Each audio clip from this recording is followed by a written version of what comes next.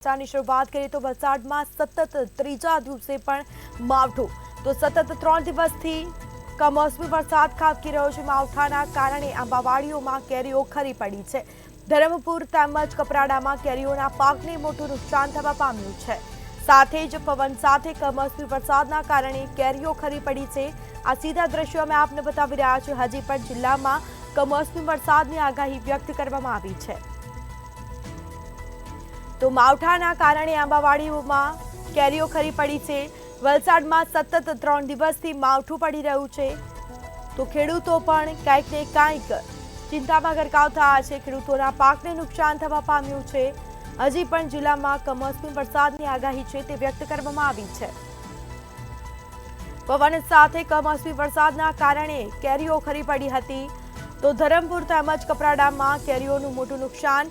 માવઠાના કારણે આંબાવાડીઓમાં કેરીઓ ખરી પડી હતી તો કેરીના પાકને પણ નુકસાન થવા પામ્યું છે। વલસાડમાં સતત 3 દિવસથી માવઠું પડી રહ્યું છે તો હજી પણ જિલ્લામાં કમોસમી વરસાદની આગાહી। પવન સાથે કમોસમી વરસાદના કારણે કેરીઓ ખરી પડી હતી। ધરમપુર તેમજ કપરાડામાં કેરીઓના પાકને નુકસાન થવા પામ્યું છે તો આ સીધા દ્રશ્યો અમે આપને બતાવી રહ્યા છીએ। માવઠાના કારણે આંબાવાડીઓમાં કેરીઓ ખરી પડી હતી। વલસાડમાં સતત 3 દિવસથી માવઠું પડી રહ્યું છે તો હવામાન વિભાગે આગાહી કરી હતી અને તેજ પગલે વરસાદ ખાબકી રહ્યો છે। માવઠું પડી રહ્યું છે, ખેડૂતોના પાકને નુકસાન થવા પામ્યું છે।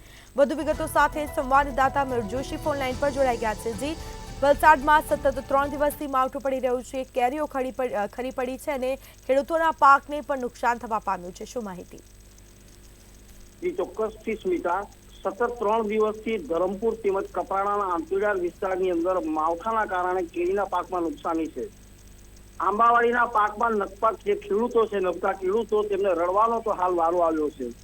સતત 3 દિવસથી ભારે પવન સાથે કમોસમી વરસાદ, કરા સાથેનો વરસાદ અને વરસાદના કારણે કેરીઓ હાલ ખરી પડી છે। ધરમપુરની વાત કરીએ તો ધરમપુરના જાગીરી, નડગરધી, ગારબરડામાં કેરીના પાકને ભારે નુકસાન છે।